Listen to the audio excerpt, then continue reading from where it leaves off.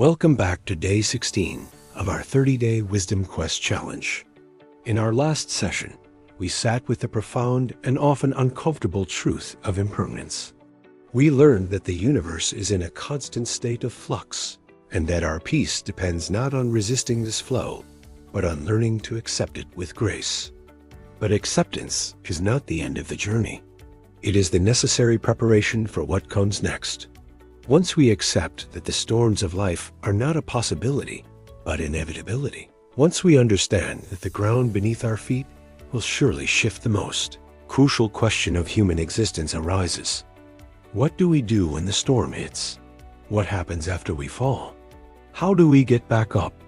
Today, we explore the powerful, dynamic, and essential quality that allows us to answer that question not just with survival, but with growth. We are here to talk about resilience. This is not the passive, brittle quality of merely enduring hardship, but the active, courageous, and creative process of bouncing back stronger from it. It is the art of not just surviving adversity, but of metabolizing it, of using its fierce energy as a catalyst for profound transformation. It is the difference between being shattered by a challenge and being forged by it.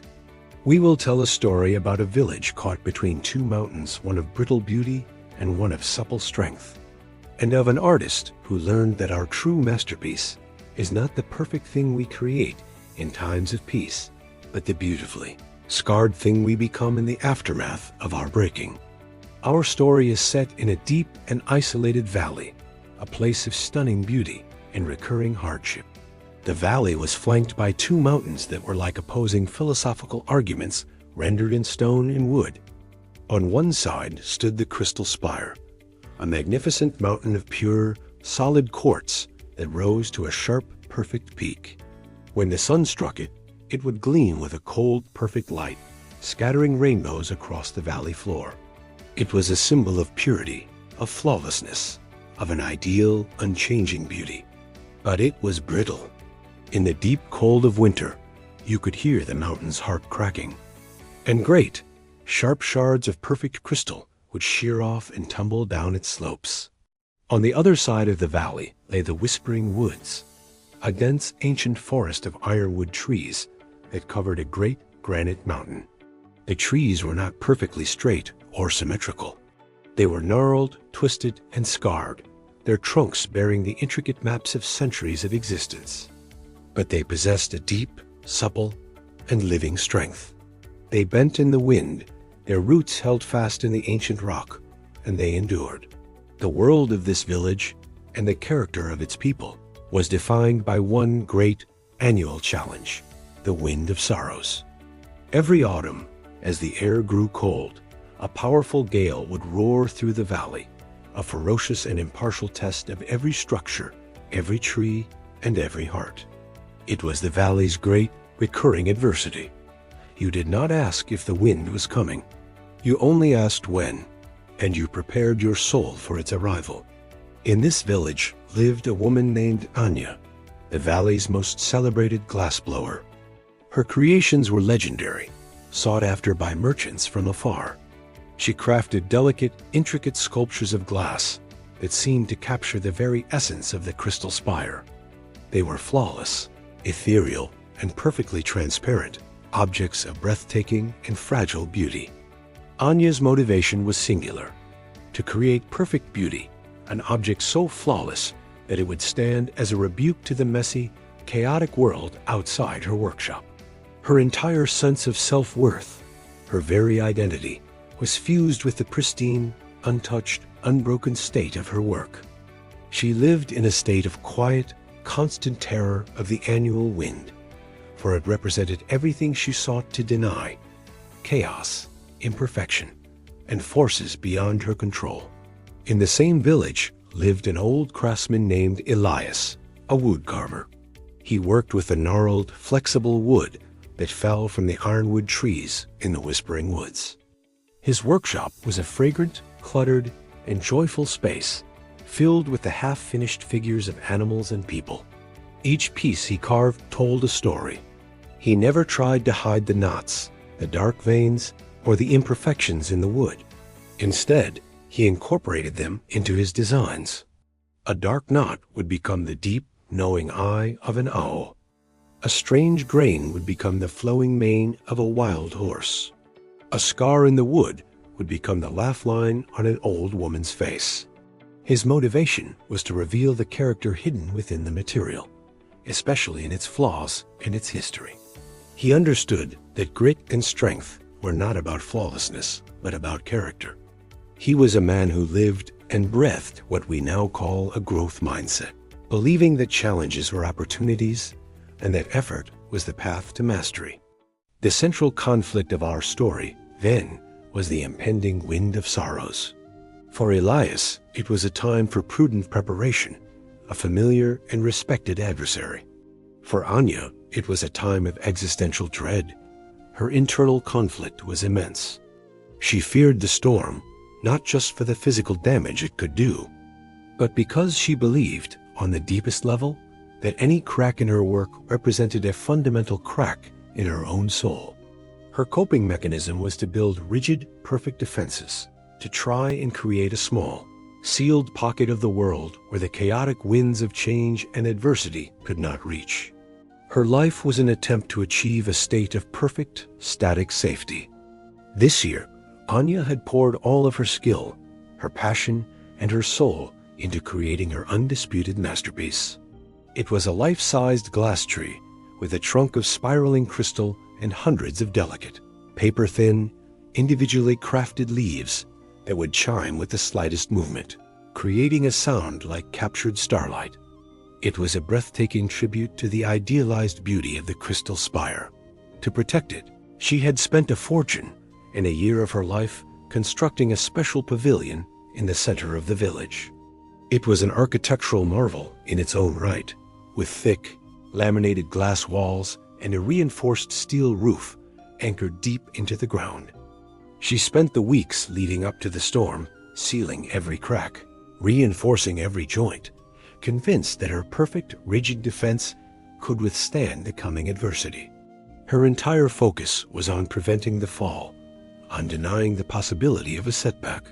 Elias, meanwhile, prepared differently, embodying the psychological traits of resilient individuals. He was seen not frantically building walls, but walking through the whispering woods, carefully pruning the dead branches from his beloved ironwood trees, ensuring they had the health and flexibility to bend in the wind. In his workshop, he wasn't boarding his windows, but carving small, charming wooden birds with flexible joints, and cleverly designed wings that would catch the wind, allowing them to dance and sway in the gale rather than resist it. His coping mechanisms were not about denial, but about wise and flexible engagement with reality. He visited Anya in her glass pavilion. The air inside was still and silent. He saw the magnificent tree, a testament to her incredible skill. But he also saw the deep fear in her eyes, the tension in her shoulders. "Anya," he said gently, holding up one of his small wooden birds, "the wind is coming. It is a great teacher. Perhaps what is needed is not a stronger wall, but a more clever dance." He showed her how the bird's wings could fold and its body could turn, yielding to pressure without breaking. Anya looked at the simple wooden toy and then at her magnificent, rigid, perfect tree. She dismissed his advice with a wave of her hand, a gesture of impatience. "My work is not a toy, Elias. It is perfection. It will not bend. It must not bend. It will stand." She trusted in her rigid defenses, her fixed mindset allowing no other possibility. She could not yet comprehend that learning from setbacks was a form of strength. The day of the storm arrived, and the sky turned a deep, bruised purple. The wind began to howl, a low moan that grew into a deafening, soul-shaking roar. The villagers secured themselves in their homes, but Anya sealed herself inside her glass pavilion with her creation. She would stand vigil. She would protect it with her life, if need be. She would not fail.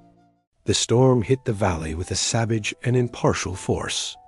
The wind of sorrows was a hurricane-force gale that bent the mighty ironwood trees to the ground, a spectacular display of their supple endurance. Anya watched from inside her glass prison as the world outside became a blur of violent motion. Her pavilion, her fortress of perfection, began to shudder and groan. The thick panes of glass vibrated with the strain, humming with a terrifying, low-frequency sound. She pressed her hands against them, as if she could hold them together with her own will, her own desperate desire. For hours, impossibly, it held. She began to feel a surge of triumphant manic pride.